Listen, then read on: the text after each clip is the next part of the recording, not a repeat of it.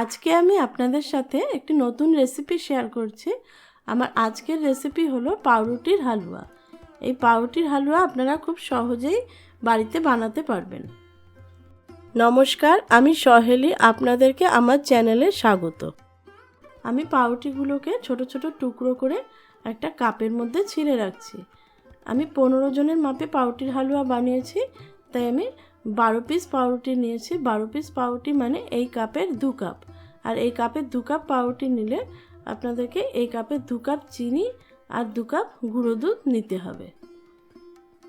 পাউরুটিগুলোকে আমি ছিঁড়ে ছিঁড়ে নিচ্ছি।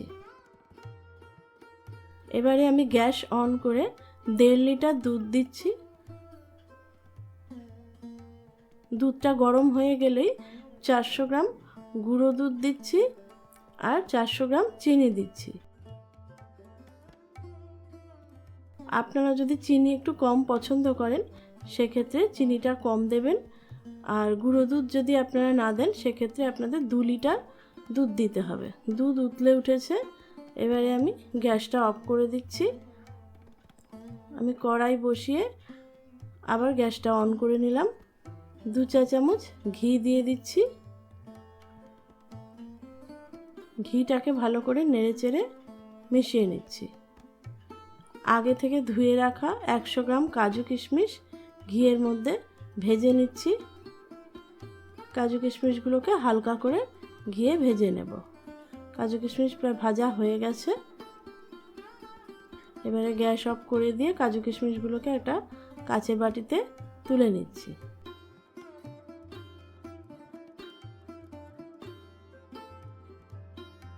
আরও 2 চা চামচ ঘি দিয়ে দিচ্ছি। ঘিটাকে আবার ভালো করে নেড়েচেড়ে নিলাম। 6টা এলাচ থেতো করে রেখেছিলাম, সেই এলাচগুলো ঘিয়ের মধ্যে ভালো করে ফোড়ন দিয়ে ভেজে নেব।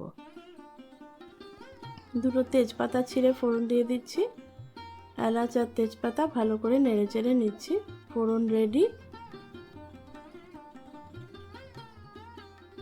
এবারে পাউরুটিগুলোকে আমি একটা কাচের বাটিতে রেখেছিলাম, সেই পাউরুটিগুলোকে আমি ঘিয়ে ভেজে নেব।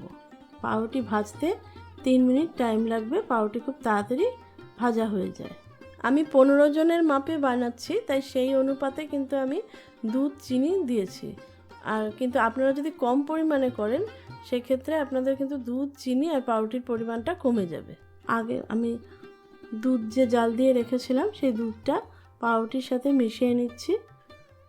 দুধে গুঁড়ো দুধ মেশালে দুধটা খুব সুন্দর ঘন ক্ষীরের মতো হয় আর খেতেও খুব টেস্টি হয়। দুধ আর পাউরুটি ভালো করে নেড়েচেড়ে মিশিয়ে নিচ্ছি। এই সময় গ্যাসের আঁচটা বাড়িয়ে দিয়ে ফুটিয়ে নেব, আর এই সময় অনবরত নাড়তে হবে যাতে তলায় লেগে না যায়। পুরো রান্নাটা মিডিয়াম আঁচে রেখে করার চেষ্টা করবেন।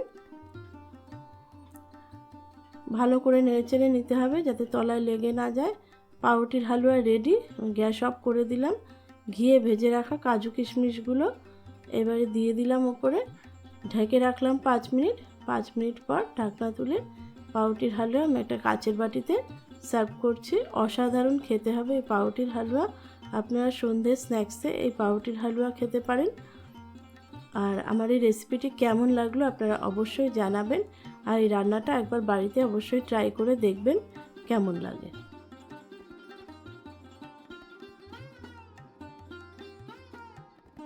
আমার চ্যানেলটি যদি ভালো লেগে থাকে তবে লাইক, শেয়ার আর সাবস্ক্রাইব করতে ভুলবেন না। আর সাবস্ক্রাইব করে বেল আইকনটা কিন্তু অবশ্যই প্রেস করে দেবেন যাতে যে কোনো নোটিফিকেশান আপনাদের কাছে পৌঁছে যায়।